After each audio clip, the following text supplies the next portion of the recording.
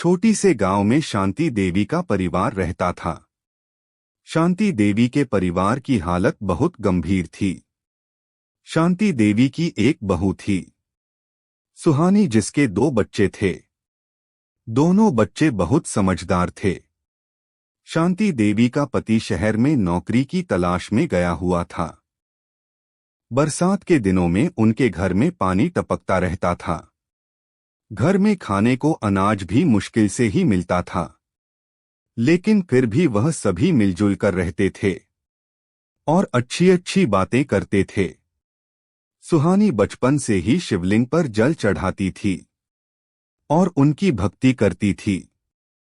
शांति देवी भक्ति करते हुए सुहानी से कहती है, बहू, जब से तुम शादी करके इस घर में आई हो, तब से तुम शिव की पूजा कर रही हो, फिर भी हमारे घर की यह हालत है।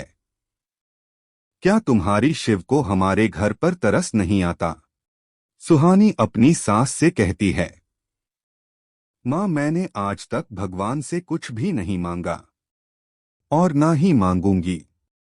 मुझे भगवान पर पूरा भरोसा है, वो मुझसे बिना मांगे ही बहुत कुछ दे देंगे। सावन का महीना शुरू हो गया था। हर साल की तरह सुहानी ने इस बार भी व्रत रखा था।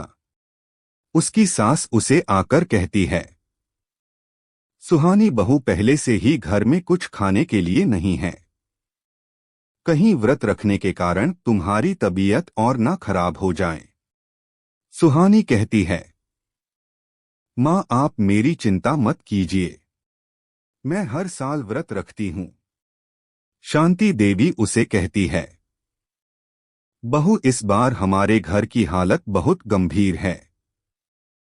सुहानी अपनी सास कहती है, मां, मैंने व्रत रखा है। भगवान अपने भक्त की रक्षा आप करेंगे। गांव में सभी लोग मंदिर में जाकर भगवान शिव को जहां गंगाजल, बेलपत्र, शहद चढ़ा रहे थे। सभी यही सोचते, जितना ज्यादा चढ़ाएंगे उतना ही भोलेनाथ प्रसन्न होंगे। लेकिन सुहानी के घर में सभी बर्तन खाली पड़े थे। सुहानी के पास मंदिर में चढ़ाने के लिए कुछ भी नहीं था। सुहानी एक हाथ में लोटा लेकर और दूसरे में एक बेलपत्र लेकर मंदिर में चढ़ाने जा रही थी। सभी लोगों उसे देखकर बोल रहे थे, जल चढ़ाने से या एक बेलपत्र चढ़ाने से भगवान प्रसन्न नहीं होंगे। सुहानी चुपचाप मंदिर में जाकर भक्ति करती है। सुहानी पूरे दिल से 16 सोमवार के व्रत रख रही थी। कभी कभी तो उसे कुछ खाने के लिए भी नहीं मिलता था और हर सोमवार के दिन वह मंदिर जरूर जाती थी। आखिरी सोमवार का व्रत चल रहा था। सुहानी को अचानक से फोन आ जाता है।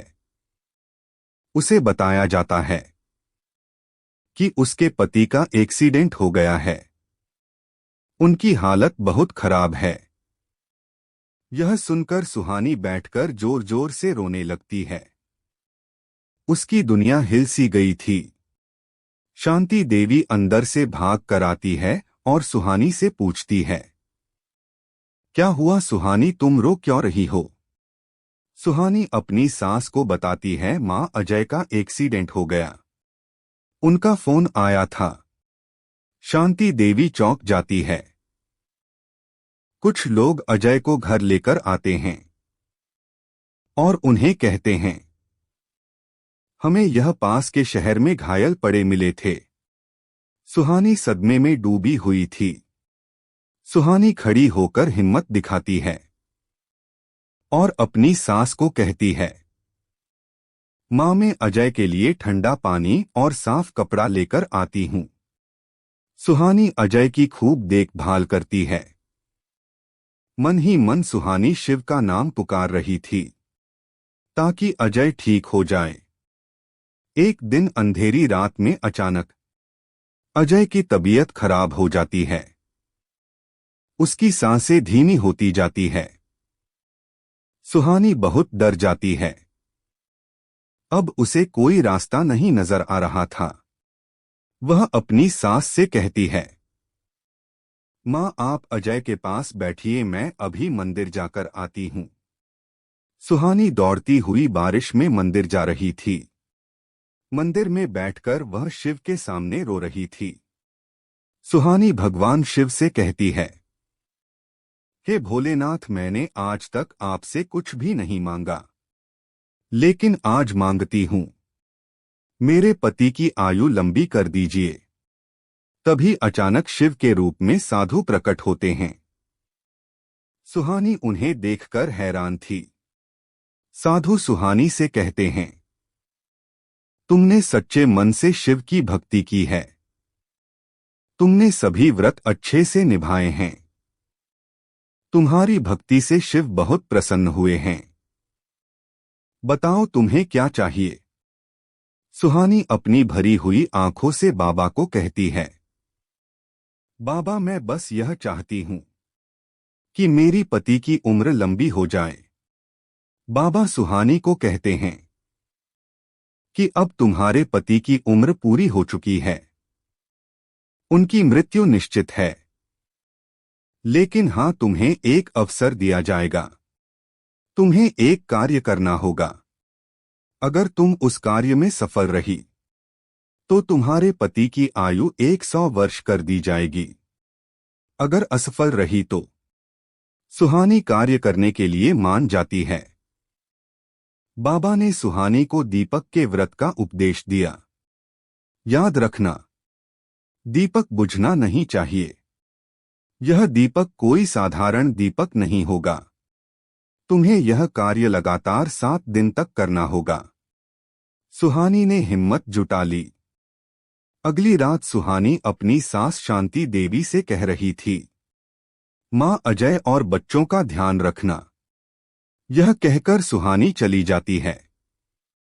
शांति देवी को पता था कि वह जो भी कर रही है अजय के लिए ही कर रही है। सुहानी जंगल के बीच जो शिव का मंदिर बना हुआ था वहां जाकर दिया जलाकर तपस्या करनी शुरू कर देती है। वह यह सब कुछ अजय की लंबी उम्र के लिए कर रही थी। गांव के बीच यह बात फैल गई थी कि सुहानी छोटे से दीपक से अपने पति की जान बचाना चाहती है। सुहानी यह सभी बातों से अनदेखा करके बस संकल्प करते जा रही थी और अपनी भक्ति में लगी हुई थी। दूसरी तरफ अजय कोमा में गया हुआ था। उसे अभी तक होश नहीं आया था। सुहानी ने अब यह तय कर लिया था कि वह जब तक इस कार्य में सफल नहीं होगी तब तक वह घर नहीं जाएंगी। सुहानी को मंदिर में रहते हुए कुछ दिन हो गए थे। उसने काफी दिन से कुछ खाया पिया नहीं था। बस वह अपनी भक्ति में लीन थी। एक दिन अचानक गांव में तूफान आ गया। मंदिर में सारा सामान इधर उधर गिरने लगा। सुहानी आंखें बंद करके ओम नमः शिवाय का जाप कर रही थे। तभी अचानक से हवा का झोंका अपने साथ मिट्टी और करकट को लेकर आया। सुहानी ने जल्दी से अपने हाथों की परवाह किए बिना दिए को अपने हाथों से ढक लिया। सुहानी के हाथ भी काफी ज्यादा जल गए थे, लेकिन सुहानी ने अपने दिए को बुझने नहीं दिया था। अगली सुबह सुहानी के लिए एक नई शुरुआत थी।